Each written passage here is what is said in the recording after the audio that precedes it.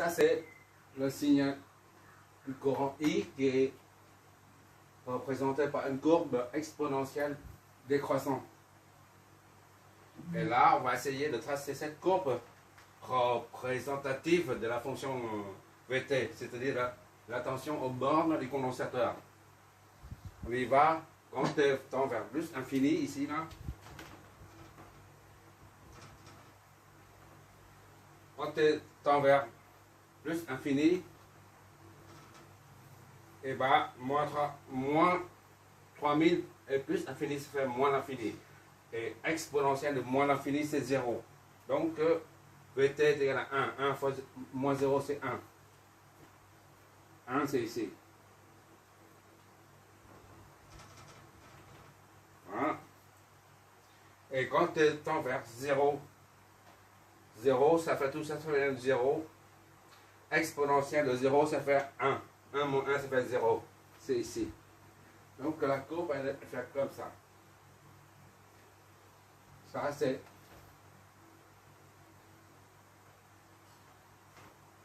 Vt est égal à 1 moins E moins 3000T. Voilà. En volts, ça c'est en ampères. D'accord? On peut faire ça pour assurer. C'est une pour les hachures. C'est pour une question esthétique qu'on met les hachures. Sinon, les hachures ne vont rien dire. C'est pour mettre en relief. D'accord? Il n'y a pas d'intégration, il n'y a rien du tout. Juste une courbe.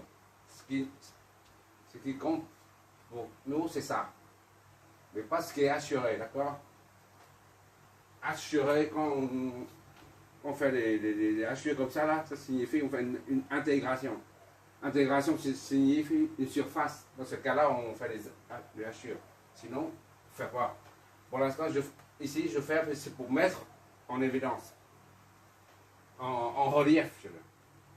Voilà. Une conclusion, c'est que au début, le courant qui traverse le condensateur est très grand, qui est équivalent au courant, à l'amplitude maximale de ce signal. D'accord? De 6 mA, l'amplitude maximale.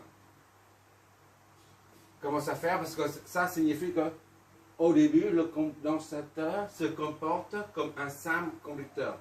Tout le courant passe instantanément. C'est un court-circuit qui s'est produit au moment, à l'instant T0.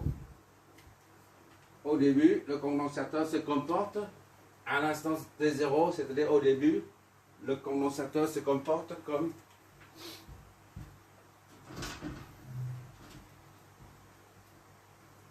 un court-circuit qui se produit à ces bornes, comme ça. D'accord? Et pour laisser passer le courant, et au fur et à mesure que le courant passe, au début, au fur et à mesure que le courant passe, les charges s'accumulent. D'accord? Qui s'accumulent ici. Et plus il y a de charges, plus il y a de différence de potentiel aux bornes. Le Vt augmente. Plus le champ électrique augmente, plus il y a de charge, plus il y a de champ électrique.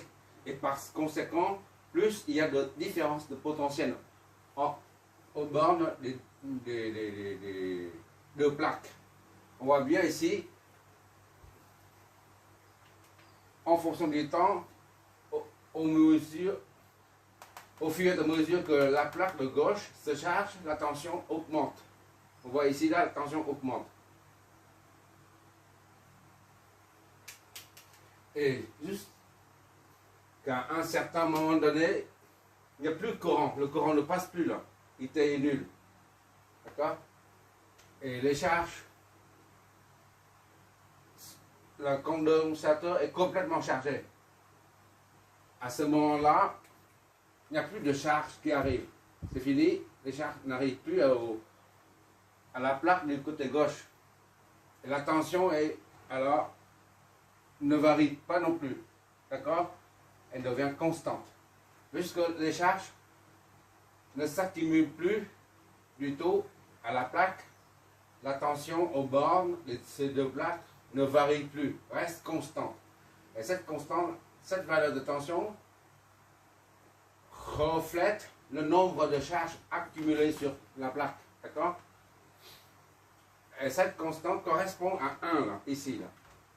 Tu vois là, ça reste constant ici. Au début, la charge augmente, la tension augmente. Plus la charge augmente davantage, la tension augmente davantage. Et à un certain moment donné, les charges ne viennent plus ici. C'est fini, et bien la tension reste comme ça, tout le temps. Voilà, on essaie d'expliquer le phénomène, de traduire ce phénomène physique par ces deux graphes. Bon, au fur et à mesure de l'avancement, on fait beaucoup d'exos là-dessus parce que ça sert beaucoup en électricité comme en électronique. C'est la raison pour laquelle je fais beaucoup d'exercices là-dessus. Il faut bien maîtriser. Puisque pour c'est quoi déjà? Un dérivateur, on dit ça, dérivateur, si je me rappelle bien, bon. Un condensateur et une résistance. Et un intégrateur, c'est comme ça, je crois. On verra ça.